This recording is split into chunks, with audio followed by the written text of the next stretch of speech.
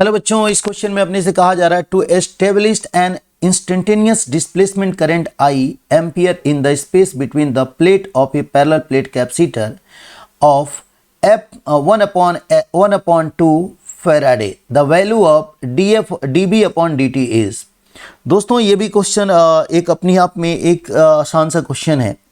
कह रहा है कि अपन देखें यहाँ पे, आइए डायग्राम बनाते हैं। सबसे पहले यहाँ पे देखेंगे दो हमारे पास प्लेट हैं और दोनों के दोनों एक दूसरे के पैरेलल हैं। क्या है? दोनों के दोनों एक दूसरे के पैरेलल हैं। और यहाँ पे अगर हम देखेंगे तो यहाँ पे हम करंट फ्लो करा रहे हैं। यहाँ पे मेरे प्यारे बच्चों, यहाँ पे अगर हम करंट फ्लो कराते हैं इस तरीके से तो ये हमारे पास प्लस होगा और ये हमारे पास क्या होगा? माइनस होगा।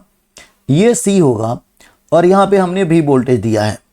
तो आपने क्या देखा यहाँ पे कि to establish an instantaneous displacement current I, यहाँ पे अगर आप देखेंगे तो यहाँ पे हमने I करंट हमने यहाँ पे दे दिया इनको इस तरीके से in space between the plate of parallel plate capacitor of इतना the value of dB upon dt पूछ रहा है अपने से। ठीक है, तो आपने क्या देखा होगा? आपने देखा कि इसकी कैपेसिटी के बारे में अगर हम बात करते हैं इस चीज की, तो यहाँ पे अगर आप देखेंगे तो इस तरीके का पूरा अरेंजमेंट है और यहाँ से जो करंट फ्लो हो रही है यहाँ पे, तो इसके अंदर जो करंट फ्लो होती है उसको हम बोलते हैं डिस्प्लेसमेंट करंट। और ये जो डिस्प्लेसमेंट करंट होता है, जो इस वायर में जो करंट फ्लो होती है ना, उसी के बराबर होता है। तो मेरे प्यारे बच्चों, अगर हम देखेंगे I बराबर क्या लिखेंगे? हम ID लिखेंगे और इसकी जो वैल्यू होती है वो कितनी होती है वो देखिए यहाँ पे अपन देखें, बहुत ध्यान से इसको देखिए तो अपन बहुत अच्छे तरीके से इसको कैसे समझेंगे। देखिए कैसे अपन जानते हैं कि एप्सिलॉन नॉट यहाँ होता है और ये होता है d अपॉन dt और यहाँ पे हम क्या लिखते हैं? फाई लिखते हैं। क्या लिखते हैं? फाई लिखते हैं।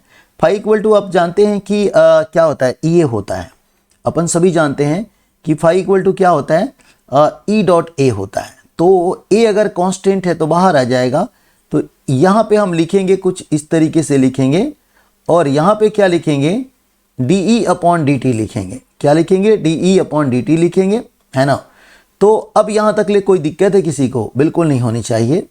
और ऊपर नीचे अगर हम d से मल्टीप्लाई कर दें तो ये क्या हो जाएगा? A एप्सिलॉन नॉट अपॉन में क्या हो जाएगा? d और यहाँ पे क्या हो जाएगा? देखिए आप लोग सभी लोग, यहाँ हो जाएगा d और d ऊपर चला जाएगा कुछ इस तरीके से d और ये d अपॉन dt, ये तो डिफ्रेंशिएशन है। और यहाँ पे हो जाएगा E और यहाँ हो जाएगा d। ये इसकी वैल्यू को हम V बोलते हैं। आप जानते हो ना, सभी लोगों को ये बात पता होना चाहिए कि V इक्वल टू होता है ED होता है। तो दोस्तों अगर हम यहाँ पे अरेंज करें तो अपने पास I इक्वल टू क्या हो जाएगा? A epsilon not upon D को हम कैपेसिटी बोलते हैं तो C लिख सकते हैं और यहाँ पे हम लिख सकते हैं dB अपॉन क्या लिख सकते हैं? dt लिख सकते हैं, जो कि यही अपने से पूछा गया है। अगर हम देखें तो ये I है और ये C की वैल्यू अगर आप देखेंगे तो 1/2 दिया है और ये हम लिखेंगे dB अपॉन क्या लिखेंगे? dt लिखेंगे। क्या लिखेंगे यहाँ पे? dB अपॉन हम यहाँ पे dt लिखेंगे। ठीक है, इस तरीके से अगर आप देखते हैं तो यहाँ पे लिख सकते हैं, है ना। और प्यारे बच्चों, जब इस तरीके से जब अपन लिखेंगे यहाँ पे तो अपने को क्या पूछा है? Rate of change of potential यहाँ पे पूछा जा रहा है कुछ इस तरीके से। और हम इसको ऐसे निकाल सकते हैं, अगर अपन से पूछा जा रहा है dB अपॉन dt पूछा जा रहा है तो हम इस तरीके से हम इसको 2i भी लिख सकते हैं। क्या लिख सकते हैं? 2i लिख सकते हैं।